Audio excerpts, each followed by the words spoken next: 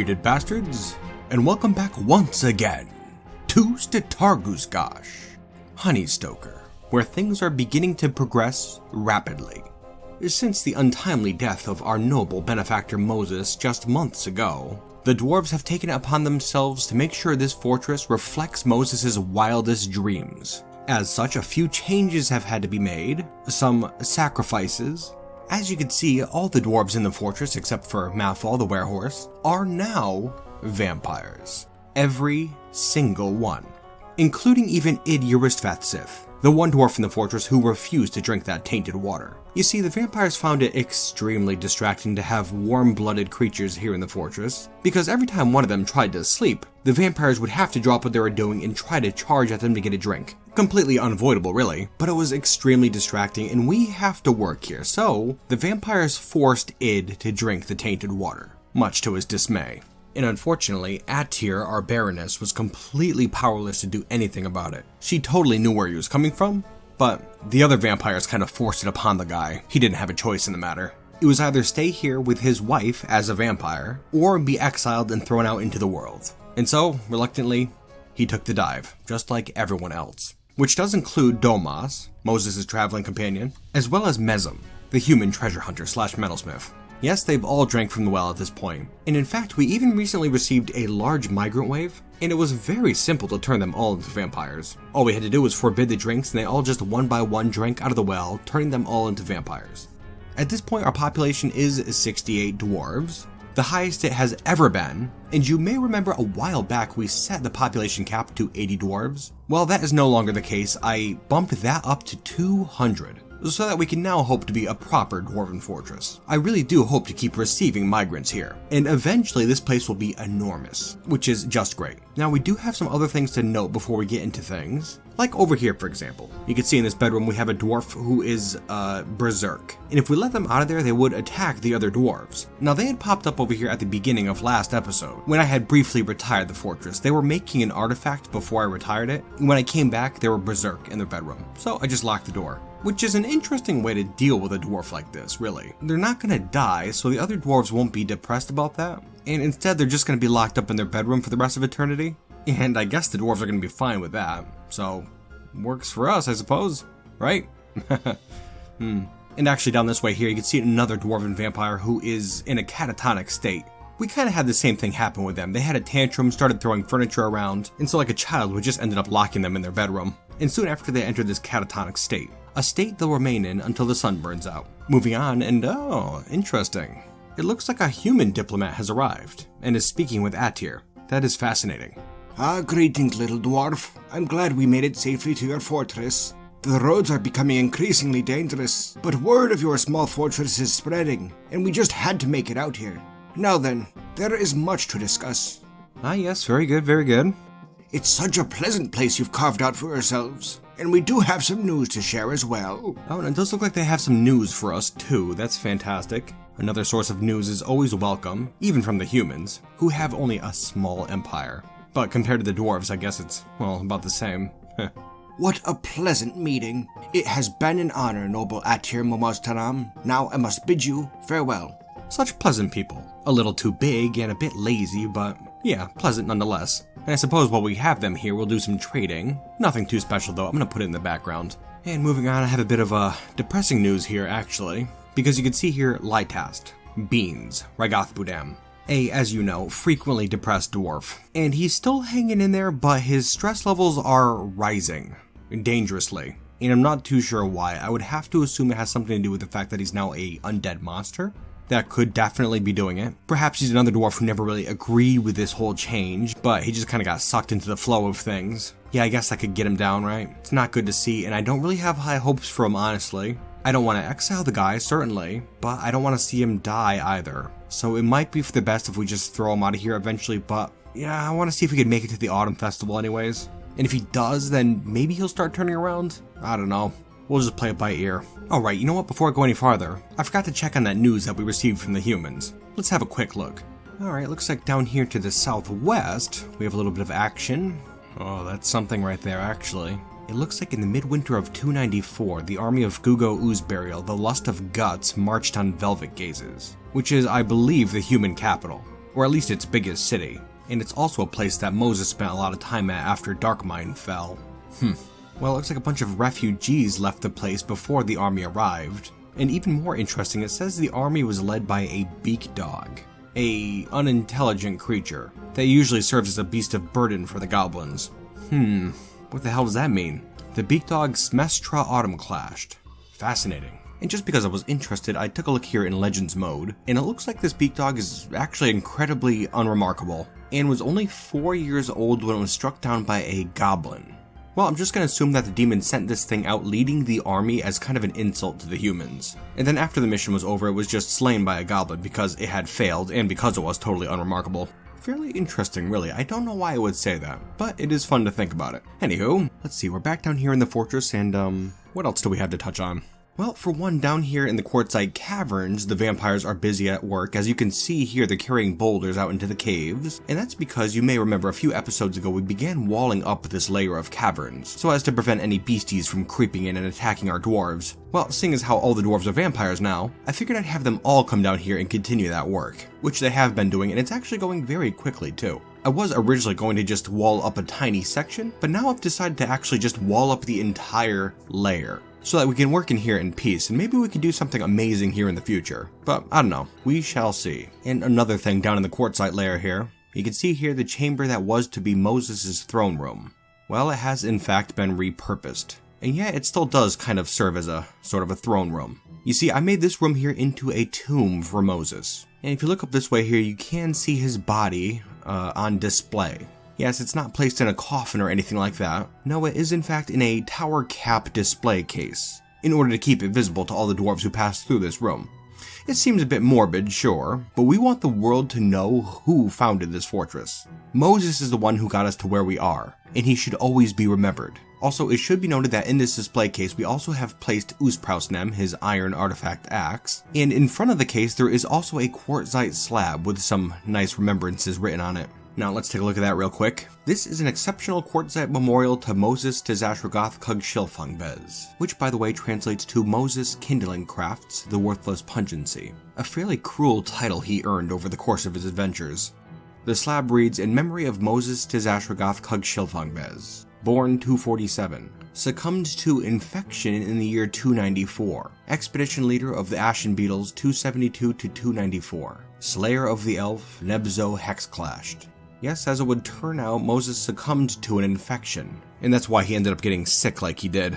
I don't know where the infection came from, probably from some wound he received in his travels, and it could quite possibly have been from his missing tusks. Ugh, a very painful way to go. The stubborn bastard refused medical treatment, so our hands were tied pretty much. And I will also note that he was the expedition leader of the Ashen Beetles, which was the dwarven group that founded Darkmine, and he was a slayer of that elf there, who was a bandit in league with the Torment of Witches. Oh, Mosus, you left us far too soon, but I guess I'm glad you got to spend some time in the fortress. Oh well, rest well, buddy. Oh, on that note, looks like we have some more migrants here. Let's have a look. 1, 2, 3, 4, looks like 6. 6 migrants. Fantastic. And that's good because I'll get to show you how to turn them into vampires really easy. Although I shouldn't say that, it was pretty easy the last time I did it. We'll just come in here and forbid all these drinks, just like this, and then we wait.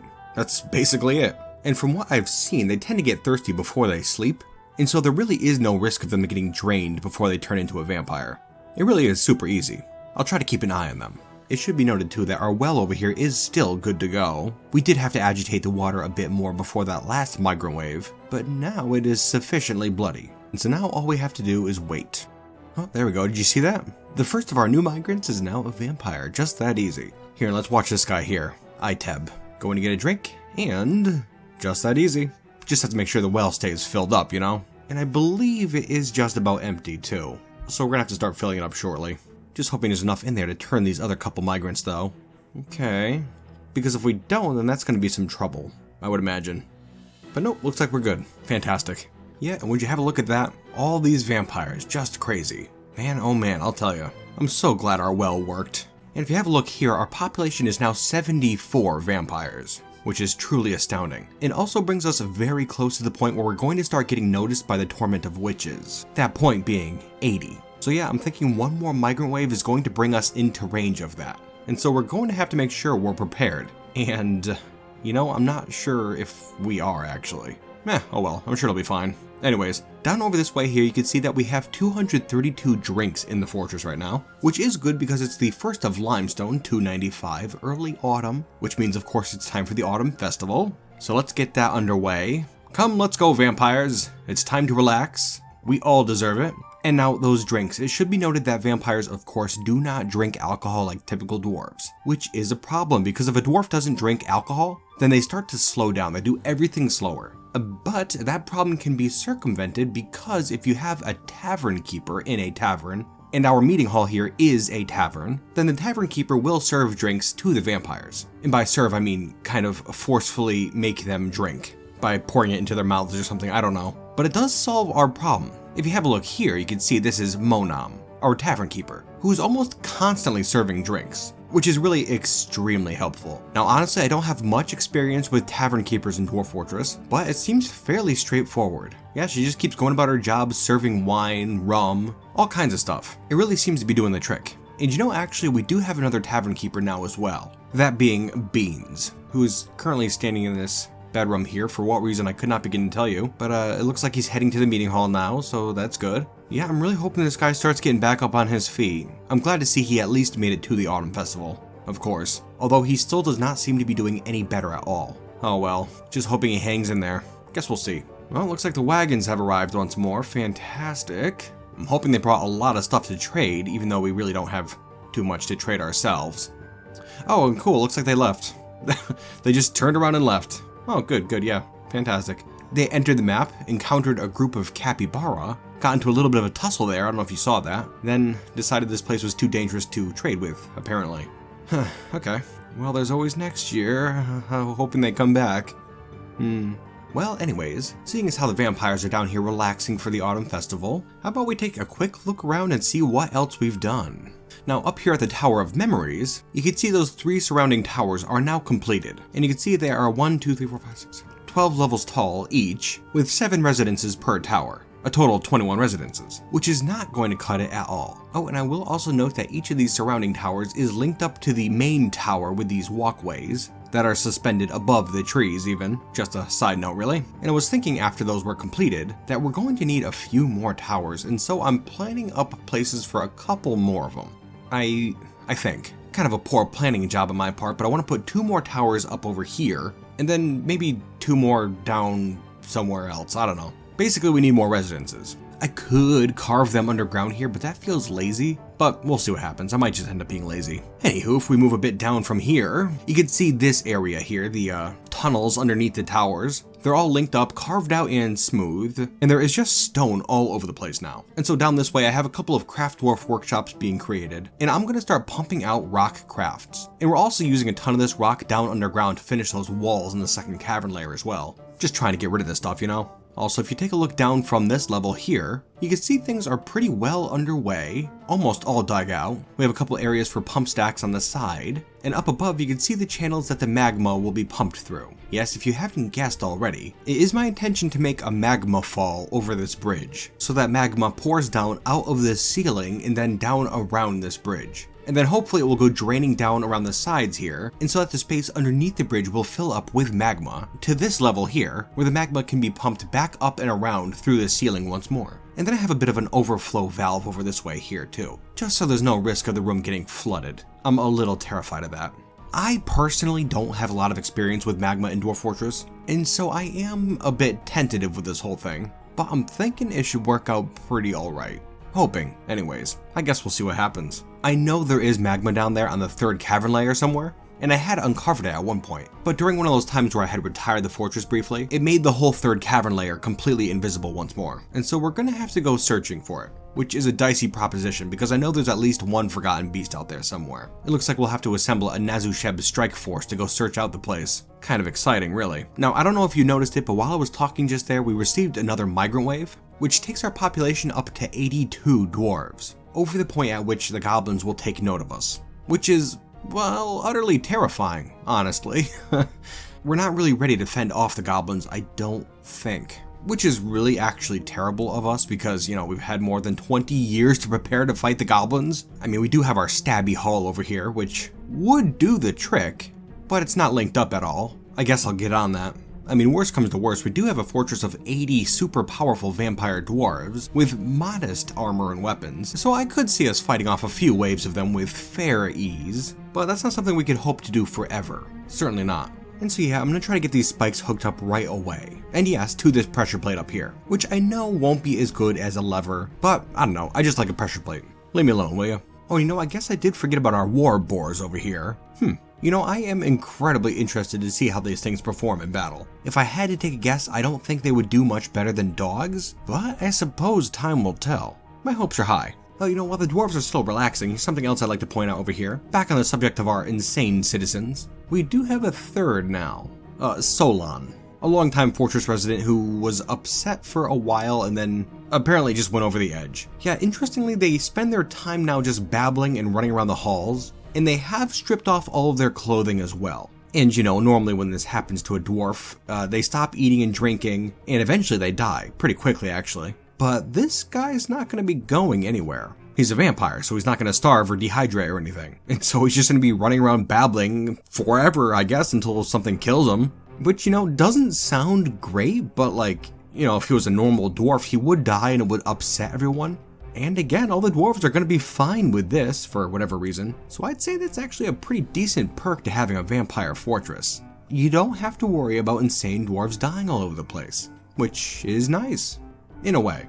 Oh, and having a look here at our date, it is the 1st of Moonstone, early winter, so the autumn festival is now over, and so dwarves, that means it's time to get back to work, and we have a lot to do, especially if those goblins are soon to show up. We certainly can't afford to be slacking at all. Now, I was thinking that while the vampires get to work on some of the more tedious jobs in the fortress, we should take out that Nazusheb strike force down to the 3rd cavern layer, because it would be very nice to see if we could find some magma. So how about we uncork this path here and head down? And let's see, as for our squads, I think we'll take out the sprayed avalanches, our most long-time squad, now led by Bemble, a fairly new dwarf, but he really seems to know how to lead a squad, certainly better than our backwater dwarves we had here in the fortress. Or so I hope anyways. Well, I suppose if it is the case, then this is his time to prove it. Now, something interesting I'm just now realizing with military vampires is that when you send them places, they won't try to leave. Like normal military dwarves will try to go eat or drink or sleep sometimes while they're out on missions, and that can really mess things up. But vampires don't go anywhere. I mean, these guys will actually stand here forever, I would think, right? Which is incredibly thrilling, because that's a big problem I had with military dwarves in the past. On top of that, they'll also be extremely strong too, right? Not seeing many downsides here, actually. Well, I shouldn't say that yet. Anyways, looks like that path's clear. Let's head down, avalanches. A squad which does include Id Euristvath Sith, by the way. Just a heads up. Alright, they are heading down, step by step. And we're approaching the caverns. Okay, and we are out in the caverns, on the ledge where we fought that first forgotten beast. Oh, you know, I just saw something. What was that? Up here on this ledge. Oh, it's a disgusting creature. And it's big, too, with flaky, wrinkled flesh. It glowers down at us from the ledge with tiny rat-like eyes. This creature is a Mulmarian, and this particular one's name is Slesakal, which translates to spine cracks. A hideous monster that has the body of a giant mole rat and the torso of a mole rat man. It is found deep underground. He is weak, his skin is pink, and his eyes are black. And it also appears he has a few bruises all over his body, because obviously he's been engaged in some combat.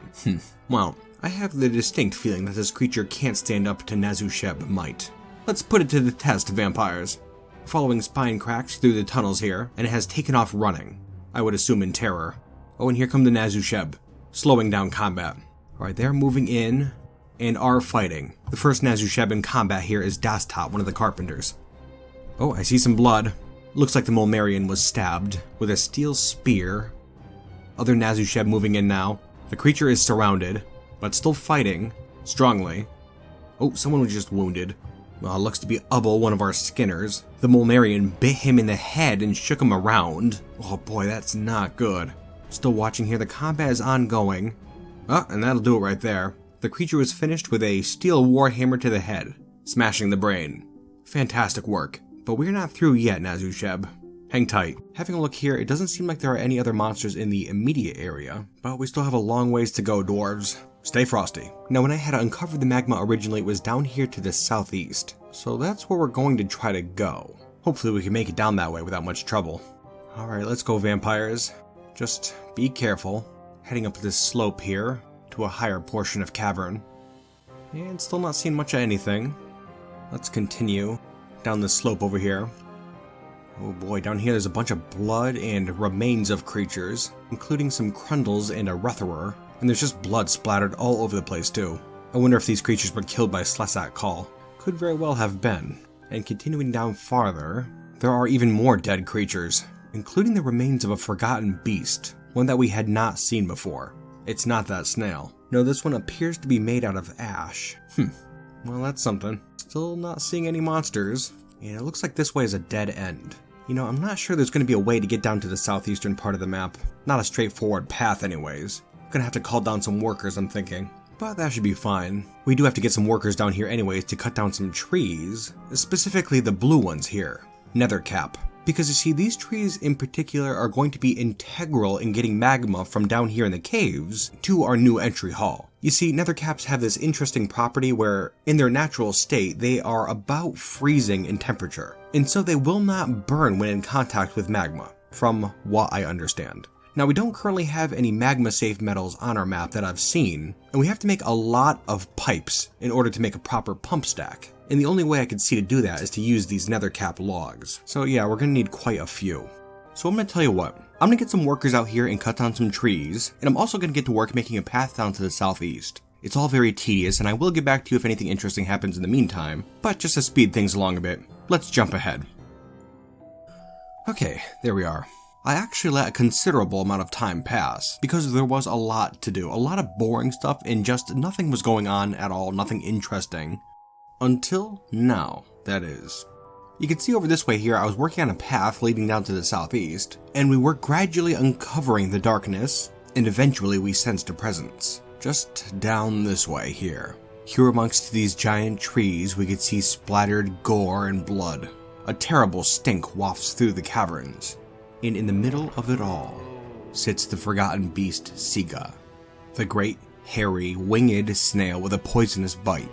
Yes, it looks like this creature has made a lair for itself down here, just tucked away in this little corner, and it seems perfectly content to just sit here amongst all of its trophies. Just piled around it, there are a bunch of Crundle corpses, as well as some elk birds, and a troll as well. Yeah, Siga's been doing a damn fine job for itself, and I've had to keep a very close eye on the thing too, just to make sure it doesn't start moving in at the dwarves. But as I said, the creature seems fairly content over there in its little lair for now, so I guess we'll just continue working our way over there. We have to find out where that magma is. And I guess I could dig down from above, but that might alert the creature to our presence, and we don't want that at all. Certainly. Fantastic, we have discovered a magma pool. Ooh, wonderful. Yes, it is right over here, kind of where I thought it was going to be, and it shouldn't be a big problem to get to it, I don't think. Although it is still fairly close to the snail. But I guess I'm not terribly concerned. As long as the thing stays down there, then it's absolutely fine. Not too concerned. And now all we gotta do is figure out how to get this magma up to our entry hall. That's going to be a project, I'm telling you. But shouldn't be a biggie. Not for these dwarves. I mean, we've already made a whole bunch of these nethercap pipes, so that's coming right along. And other than that, we'll need some quartzite blocks as well. Oh, and you know what? We'll also need some corkscrews. Oh, damn it. Yeah, looks like we actually do have a ways to go. Completely forgot about that. Oh well. We'll get there eventually. And until then, we'll just have to remain wary. We do, of course, still have this snail down here, but keep in mind that a forgotten beast could pop up at any point. And honestly, I'm surprised none haven't recently. Of course, I suppose there could still be a beast lurking out in the darkness. That is disconcerting. But if there is one out there, then...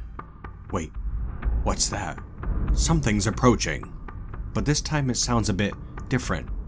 This time the attackers do not come from underground, but instead from above.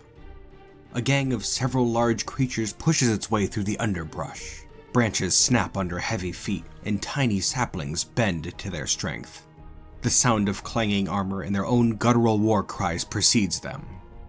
A vile force of darkness has arrived. Here we go. It looks like the Torment of Witches has finally sent a proper squad out to attack us. Of course, having a look at this small group of human slaves, it doesn't seem like they think we're much of a threat, unless they're just feeling us out for the time being. At the moment there are only 6 of them, though they are all armed with weapons and armor, and there could be more to come as well. Very exciting. Alright, now let's have a look here. We don't have many vampires up on the surface right now, which is phenomenal, and so I'm going to call them all to the meeting hall right now. Let's go everyone, get a move on! Those humans are making their way for the fortress. Alright, watching these humans here, and it doesn't seem like there are that many of them. Only 10, and they are moving in very slowly, which works for us, certainly. And now we have to pull some levers, just hoping I remember which ones do what. Okay, there's a lever, which I believe controls this bridge here for the wood chute. And yes, it does, fantastic. And now we have this other one right here, which should close up this gate. And it did, great. And now if we move down just a bit, you can see our stinging hull with the copper spikes, which has come quite a ways since we last looked in. We have many more spikes, and most of them are linked up right now. I'm just hoping we have enough humans here where they can step on this pressure plate here and cause the humans farther down the line to get skewered. I guess we'll see soon enough. Back up here on the surface, and it looks like the humans are still making their way for the entry hall very slowly, tentatively. We have to remember that this is the first time a larger squad has actually assaulted us, and it seems they're not too sure what to make of this place. Boy, well, I'll tell you, you guys are in for quite a surprise, I think. Here they come, getting closer and closer, moving towards the stinging hall, being led by this human bowman here. Stradno's the name. Alright, the spikes are raised right now, so somebody's gonna have to step on the thing to make them retract first. Oh, there they go. Okay, they're down. And now we'll need a second human to step on the thing to get them to come back up. Just like that, but just poorly timed. There are still 6 more humans up on the surface, but they're far away from these ones here. What to do? Geez, I'm thinking by the time these humans up here get down to the trap hall, those first humans are gonna be past all the spikes. Frustrating. Well, I guess you never know. Let's watch. And spikes are still up. Damn. It looks like we really have to finish the place off to make it more effective. At least with the smaller groups anyways. Well, this lead group here is almost to the fortress, which isn't great, but we can get this lever pulled right here, just real quick. And thank you. Which will trap all those humans inside this outer hallway right here. Which works for us because now we can kill those other couple of humans that are out in the swamp still. Just gonna call out the sprayed avalanches, scraped boards, and earthen bulbs up to this hallway right here, and then we'll open up that entry hall gate and take care of those humans that are still up on the surface. Okay, there we go. Come on, dwarves. The torment of witches has come and must be repelled. Alright, we still have some dwarves making their way there, but in the meantime we'll get this lever here pulled. Just like that, thank you very much. And here we go. Forward, Nazusheb! Destroy them! Alright, the vampires are wading in. Combat has begun. I'm seeing a lot of blood and a wounded dwarf. I don't know who that is. A lot of blood here, as well as a whole bunch of panicked dwarves who are not used to combat. So this must have been a shock, actually. Probably not good. Yes, we do have some wounds here, but nothing too grievous, I don't think. However, I am now a little nervous about sending the vampires out against these other 8 humans. Oh boy, did you see that? The humans are in there panicking, running around like idiots, and they triggered that pressure plate, which killed one of the other humans. That's pretty awesome. Maybe that's all we have to do is just wait, and eventually they'll all just kill themselves. I mean, as long as they're trapped in there, they can't really do anything to us, right? Oh, the spikes are back down. Come on, somebody step on it. Oh, there we go. Awesome. Ooh, there we go. Okay, yeah, it seems to work pretty well, actually. Yeah, I guess we'll just ignore them for now. Anyways, it looks like we're gonna cut the episode there, because the siege is effectively dealt with. Very effectively, actually. And now it's just a waiting game. Now, we do still have a lot of things I would like to touch on, but I did not want to leave us on another cliffhanger. You're very welcome. And so we're going to get to all that next episode. I'll show you progress on the Tower of Memories, our new bridge entry hall, and I'll even show you the walls in the quartzite caverns, which are actually nearing completion. But anyways, I really have to wrap this up. I thank you all so much for watching. I truly appreciate it, and I also really hope you enjoyed watching. And until next time, my bearded bastards.